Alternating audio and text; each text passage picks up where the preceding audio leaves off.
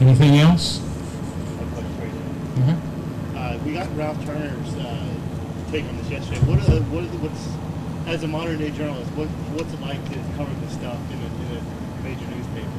Well, you've got to understand that I haven't covered this kind of stuff for a long time.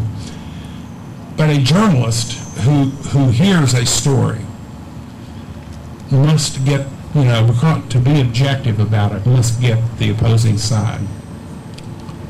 That's why, back then we were doing the same thing.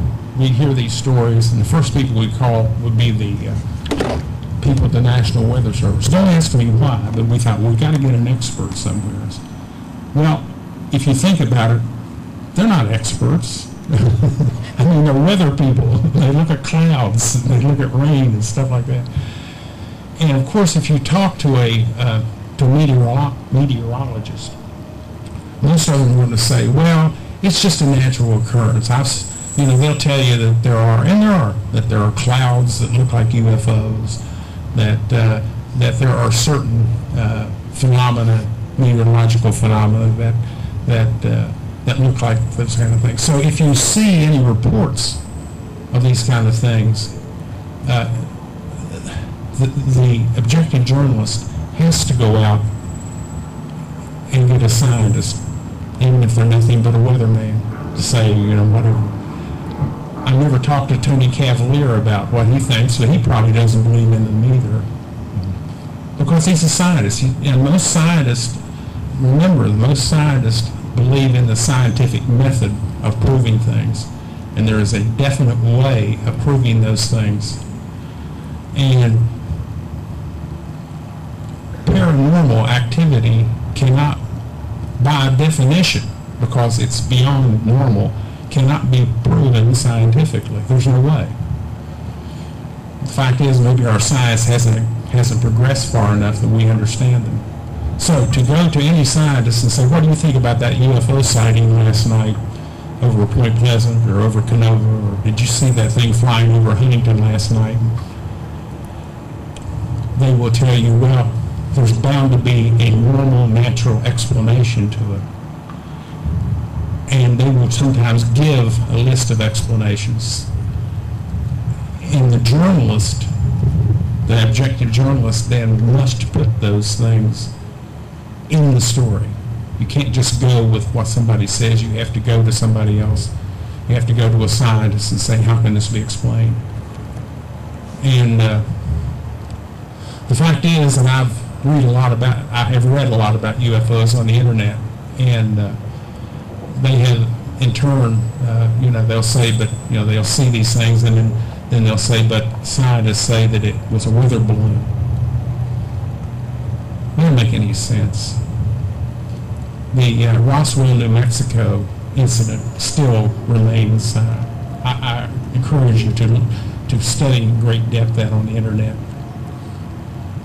The first word about the Roswell, New Mexico crash of the UFO was that a UFO had crashed. That it was a UFO and it had crashed. And then 2 or 3 days later, when the government moved in, they said, no, it wasn't a UFO, it was a weather balloon.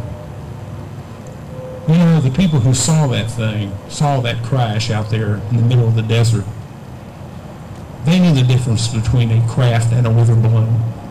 But the government moved in to obviously put the lid on it and said, you saw nothing but a weather balloon. It's kind of like the Men in Black that you see up here. That's what they say. What they do is they move in, they come into an area and make sure that there is some sort of scientific explanation. And when they go out, and when they said that about Roswell, the papers had to report it, because if a scientist or somebody with the government comes in and says, we're with the government and here is the story, the newspaper or the media is required to print that, give the opposing view, because of the objectivity. So just always keep that in mind, and notice that anytime you see these, you'll see a scientist saying, well, that's a bunch of bull, that there's a real scientific explanation to this. That's the journalist trying to be objective. It's up to you to make up your minds about it.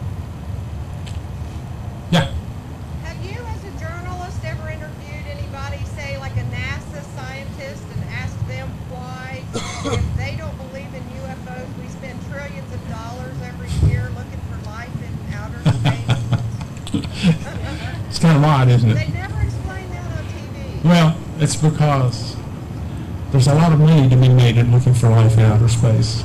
Government contractors are made getting rich. I'm sure even Halliburton is somehow getting money looking for life in outer space. It is kind of odd, isn't it? They're very quick to point out that there has been no close encounters on Earth, but we're going to spend $80 trillion looking for life out in the universe. How do you think they want to go to Mars?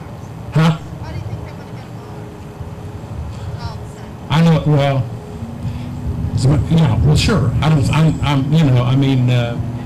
That scientists will tell you, and here's their word. We don't believe that there is any extraterrestrial life on Earth or circling Earth or anyplace else, but we believe there is life out there, and we're going to get our contractors to spend billions upon billions of dollars looking for it. I'd like to do that sometime. I would like to ask them. Why would they search for life out there when Project Blue Book, they shut it down, and it costs a small amount, costs pennies compared to our search for life on Mars or in the next outside of our solar system. And there's only to me there's only one reason they shut Project Blue Book down, and that is because they were getting too close to finding the truth, and they shut it down. And it's at that point. That's when the government, which was open to suggestions, suddenly was no longer open to suggestions. They just shut it down and said, nope, not only we're not going to investigate extraterrestrial life on Earth anymore, we're going to spend money making sure that nobody comes up with any answers. And I think they're still doing that today. On the other hand, if there is extraterrestrial life, if the Mothman came from another universe or another dimension or another planet, and he had something to tell us, why didn't he tell us? If these people, I had a friend at this time, forgot to tell you about this, I had a friend who, once again, was pretty normal, and he came down to my house one night after all this happened, and he said, same thing, Dave, you know me, you've known me for a long time.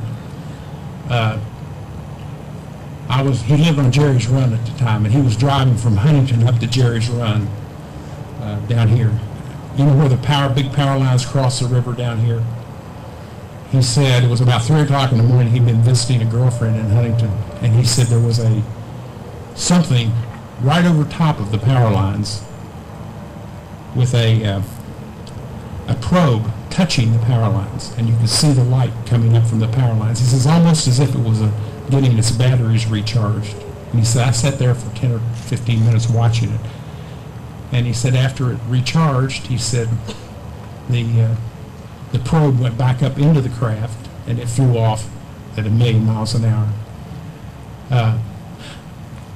And strangely enough, when he told me that, I asked him, I said, why didn't you tell somebody about this? He said, well, they wouldn't believe me. Nobody would believe me. And nobody else saw it. It's pretty desolate down there. It was in the 60s anyway. So I think it's a combination of things, and I think he's right. I'm not sure that there are Men in Black running around, but I suspect that if Roger had tried to tell the world, first of all, if he had told the newspaper, I couldn't, he didn't want me to write a story about it. But if I'd written a story about it, then I would have had to have gone to somebody and said, well, he saw, all he saw was the moon, or something like that. And from what I've heard, he might have gotten visited by some agents of the government to try to convince him that what he was saying was wrong. So I think that a lot of that's going on, or has been in the past, and may continue to be that way. It's a good point, though. We were spending millions and millions upon dollars looking for life, extraterrestrial life elsewhere, but we have shut down the very program that looks for signs of extraterrestrial life on Earth. You're right. Anything else? I appreciate it. Thank you very much.